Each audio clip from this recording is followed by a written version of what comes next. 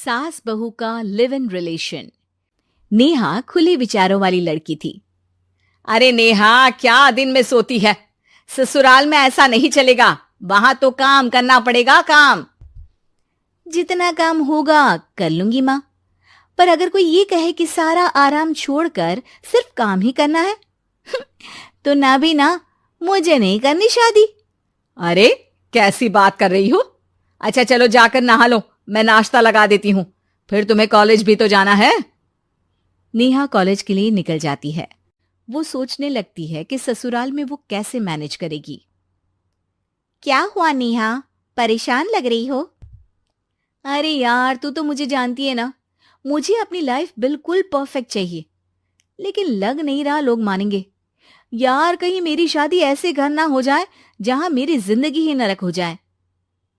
अरे मैंने ना कल एक इंग्लिश फिल्म देखी थी, उसमें भी कुछ ऐसी ही समस्या थी हीरोइन की। अच्छा, तो फिर क्या किया उसने?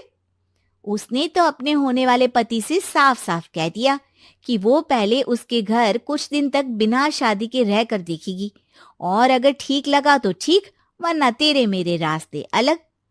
अरे हाँ यार, ये तो बिल्कुल सही आइडिया दे रही है तू मुझे। चल मैं तो चली, थैंक्स यार, तूने मेरी प्रॉब्लम सॉल्व कर दी। ये बोलकर नेहा खुशी खुशी वहां से निकल जाती है, लेकिन पीछे से उसकी सहेली कहती है, अरे नेहा, नहीं नहीं, कुछ नहीं सुनना मुझे। ये बोलकर वो वहां से चली जाती है। हे भगवान, पूरी बात सुने बिना ही चली गई। अरे वो तो विदेशी फिल्म थी, वहां सब चलता है, लेकिन ये तो भारत है, सभ्यता और संस्कारों वाला देश, जहां शादी से पहले लड़की को ससुराल में नहीं रखा जाता। खैर, नेहा मस्त होकर घर आती है। नेहा, कल तुझे लड़के वाले देखने आने वाले हैं, और हाँ, इस बार कोई बहाना नहीं चलेगा। हाँ हाँ, आने दो आने दो, मैं तैयार हूं शादी के लिए।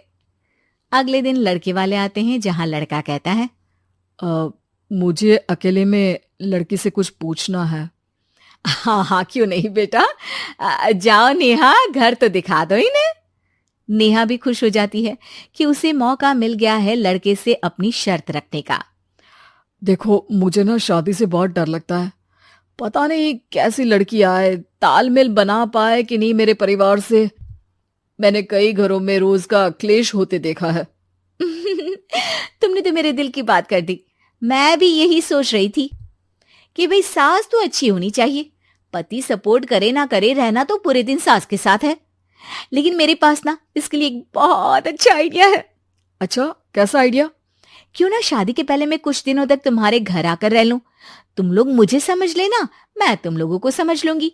ठीक लगा तो शादी, वरना टाटा बाय बाय। क्यों? लड़के को नेहा की बात में दम लगता है।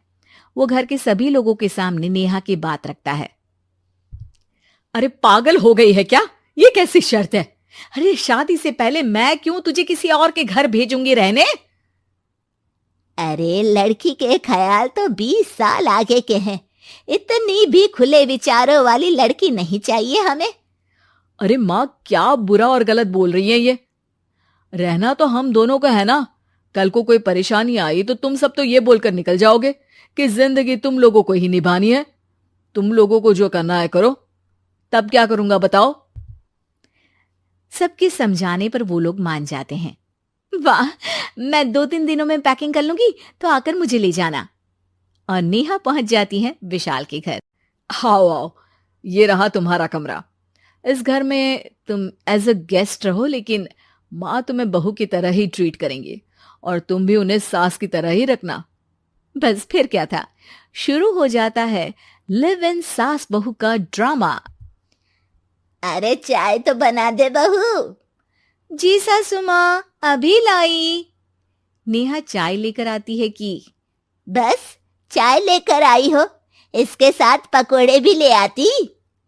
लेकिन आपने तो बताया ही नहीं कि आपको चाय के साथ पकोड़े भी चाहिए। हाँ हाँ, अब तो पता चल गया ना। रात को खाना खाने के बाद नेहा किचन में खटर पटर कर रही होती है। क्या हो रहा है वहां नेहा? माँ जी, मैं ना रात को अदरक वाली चाय पीकर सोती हूँ, ये मेरी आदत है। अच्छा, तो जरा मेरे लिए भी बना देना। दोनों सास बहू रात को चाय पीती हैं। अगले दिन, नेहा, मैं मंदिर जा रही हूँ, मेरी साड़ी निकाल कर बेड पर रख दे। नेहा सास के लिए साड़ी निकाल कर रख देती है। वो देखती है कि उसके आने के बाद से सास ने घर का कोई भी काम करना छोड़ दिया है। यार मैं क्या करूं? ऐसा ससुराल तो मुझे नहीं चाहिए था जिसमें मैं ही सारा काम करूं। मैं तो ऐसा घर चाहती हूं जहां सास और बहू दोनों मिलकर किचन में काम करें। हे भगवान, रात को चाय पी ली, पेट में गैस बन गई, अब तो चला भी नहीं जा रहा है। मुझे तो ऐसी बहू चाहिए जो हेल्थ के प्रति कॉन्शियस हो, क्योंकि वो ठीक रहेगी तभी तो मैं ठीक रहूंगी। दोनों समझ जाती हैं कि वो लोग एक दूसरे के लिए नहीं बने हैं। अगले दिन, नेहा, जरा चाय तो ले आना। नेहा चाय के साथ चिला भी बनाकर ले आती है। सास खा पीकर सो जाती है।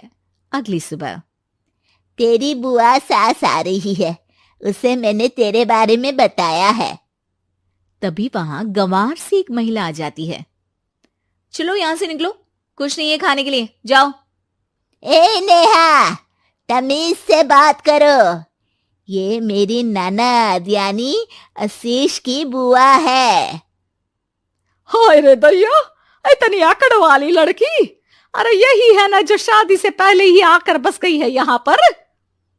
बस नहीं गई हूं, बसना है या नहीं ये डिसाइड करने आई थी, लेकिन इन लोगों के रिश्तेदार इतने गंवार हैं तो मैं तो ना कर रही इस घर में शादी। और भाभी, और क्या कमी थी हमारे आशीष में जो आपने ऐसी लड़की की शर्तों को मान लिया? अरे वो तो आशीष के कहने पर मैं झुक गई, वरना ऐसी लड़की को तो मैं घर में घुसने भी ना दूं। ए हेलो, ऐसी लड़की कैसी लड़की? हाँ, बिना समझे बुझे शादी कर लूं? अब तो समझ गई ना कि हम लोग गांव के हैं। भाभी को खाट पर सोना और रिश्तेदारों का गांव से आना जाना तो लगा ही रहना है इस घर में। हाँ हाँ, मैं तो किसी मॉडर्न घर में शादी करूंगी। ये बोलकर नेहा वहां से चली जाती है। अपने घर में आकर नेहा कहती है, ना मां ना, लिव इन में रहकर देख लिया, ये गांव के लोगों का कोई भरोसा नहीं है।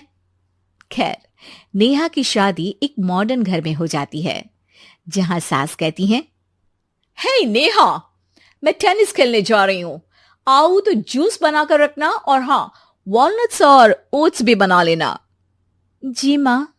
माँ मॉम बोलो डार्लिंग, माँ इज ओल्ड फैशन। बेचारी नेहा सर पर हाथ रख लेती है। हे भगवान, ये सास तो सास ही होती है, गांव की हो या शहर की।